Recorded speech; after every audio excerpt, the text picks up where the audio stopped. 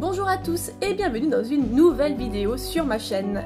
Aujourd'hui, je vais vous montrer comment je me suis fabriqué cette pièce. Ce type de robe est très en vogue depuis quelques saisons. Appelée en anglais Slip Silk Dress et en français, je crois qu'on appelle ça juste une robe nuisette. C'est une pièce facile à porter et adaptable selon les saisons. Bref, dans ma démarche de me créer une garde-robe éco-responsable / éthique / durable, je me suis dit que ce petit basique serait parfait pour moi. Pour créer le patron de cette robe, j'ai pris comme modèle une autre robe que j'avais déjà dans mon armoire. Je l'ai pliée en deux et je l'ai alignée contre le bord de la feuille. Puis j'ai marqué les contours de la robe avec un crayon. Je détourne ainsi le devant, puis le dos. J'apporte une petite modification dans le dos en dessinant une encolure en V. Mes deux patrons sont tracés, je les découpe. Je réalise ensuite un gabarit dans un vieux tissu de doublure qu'il me restait. Ce tissu sera parfait pour imiter le rendu du satin de soie vu sa fluidité. Le gabarit va me permettre de réaliser un premier essayage avant de couper dans mon tissu définitif. Ainsi, s'il y a des modifications, je pourrai les reporter sur mon patron avant la coupe. Je découpe mes pièces en laissant une valeur de couture assez importante. Cette marge me permettra de réaliser des retouches plus facilement si j'ai besoin d'élargir la robe par exemple. J'épingle ensuite mes pièces et je les assemble avec un fil de bâti. Alors ça peut sembler être une tâche fastidieuse, mais quand on a le coup de main, ça va plutôt vite. Et c'est beaucoup plus facile de découdre un fil de bâti qu'un point à la machine. Et lorsqu'on essaie un vêtement pour la première fois, croyez-moi, il faut très souvent découdre.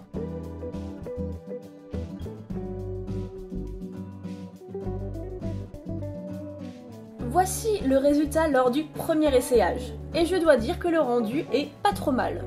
La ligne est belle, il n'y a pas de mauvaise surprise, il y a juste un peu trop d'aisance au niveau de la poitrine, mais c'est plutôt normal.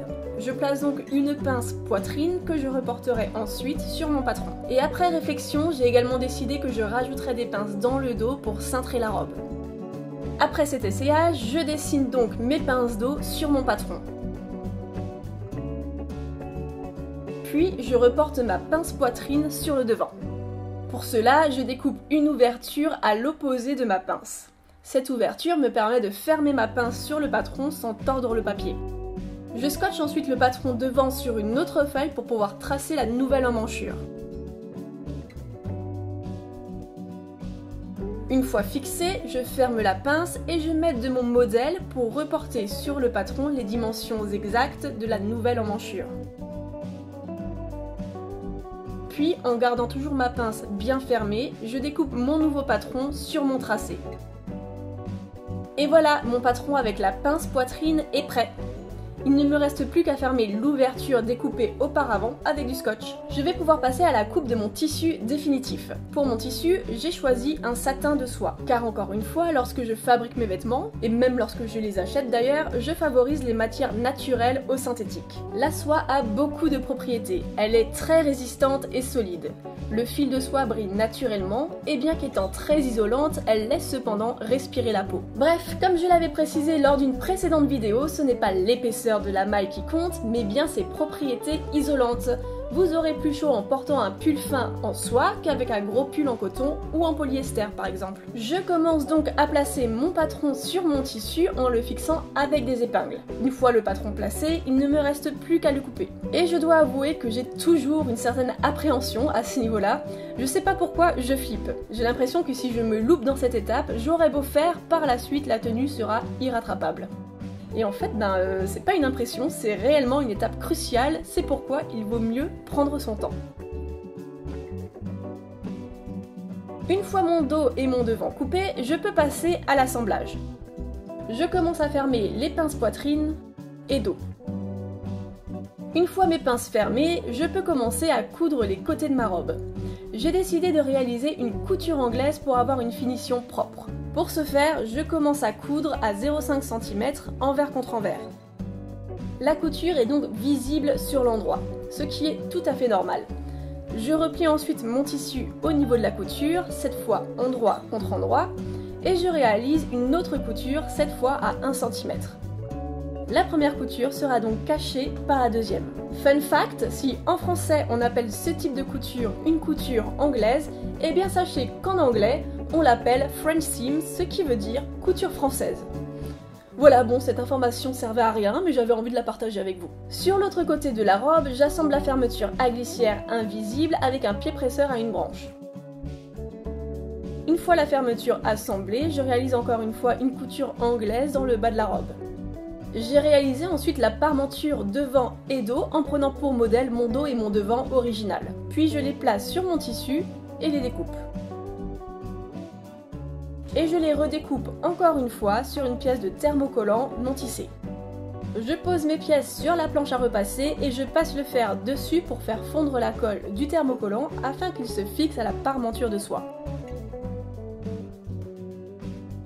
De retour devant ma machine, je réalise des essais de points de surfilage sur une chute de tissu. Il est très important de toujours réaliser des essais quand vous changez de point sur votre machine afin d'être sûr qu'il ne soit pas trop serré ou trop lâche et que votre tissu ne fronce pas. Après de nombreux essais, j'ai enfin trouvé le bon réglage et je peux donc commencer à surfiler mes pièces de parmenture avec un point zigzag. Ce point empêchera le tissu de la parmenture de s'effilocher. Une fois mes pièces surfilées, je ferme les pinces sur le devant de la parmenture. Puis je m'attaque aux bretelles. Pour ce faire, j'ai découpé de longues bandes de 4 cm de large. Je plie ensuite chaque bande en deux dans le sens de la longueur et je réalise une couture à 1 cm du bord sur tout le long de chaque bretelle. La bretelle cousue, je réalise un point à la main rapide à l'une de ses extrémités. Puis, pour retourner ma bretelle, je vais m'aider d'un accessoire peu conventionnel, une paille en inox. La technique est la suivante. J'enfile ma bretelle sur la paille par l'ouverture restante jusqu'au bout de l'autre extrémité. Puis je mets d'une sorte de goupillon réalisé à la va-vite avec un fil de fer. Oui, on fait aussi du bricolage sur cette chaîne. Et avec ce goupillon, je vais pousser le bout de la bretelle à travers la paille de manière à ce qu'elle ressorte retournée. Bref, c'est assez compliqué à expliquer, mais je vais vous laisser découvrir ça en vidéo. C'est une technique que j'ai découverte sur la chaîne de With Wendy. C'est une chaîne de couture que vous devez forcément connaître si ce genre de contenu vous intéresse. Retourner ces deux bretelles a mis un certain temps, mais vous pouvez voir que la satisfaction à la fin est bien présente. Une fois les deux bretelles retournées, il ne me reste plus qu'à finir la robe en assemblant mes parmentures avec mes bretelles et le reste du vêtement. J'ai d'abord préféré assembler la parmenture avec la robe en laissant des ouvertures pour y glisser ensuite les bretelles. Cela m'a permis d'effectuer un essayage et de définir la longueur exacte de mes bretelles. Après que la longueur de ces dernières ait été définie, je repasse avec ma machine sur les ouvertures afin de les coudre entre le tissu de la robe et de la parmenture. J'ai ensuite effectué une surpiqûre le long de la couture de la parmenture. Cette surpiqûre permettra à la couture de ne pas rouler et de la maintenir en place afin qu'elle reste invisible. Une fois cette surpiqûre effectuée, j'ai décidé de faire une pause en oubliant totalement d'éteindre ma caméra. Je vous laisse donc admirer ces magnifiques plans sur mon assiette avec une poêlée de légumes. Ne jugez pas trop ma cuisine s'il vous plaît, je prends rarement le temps de faire des plats élaborés quand je suis lancée dans un projet.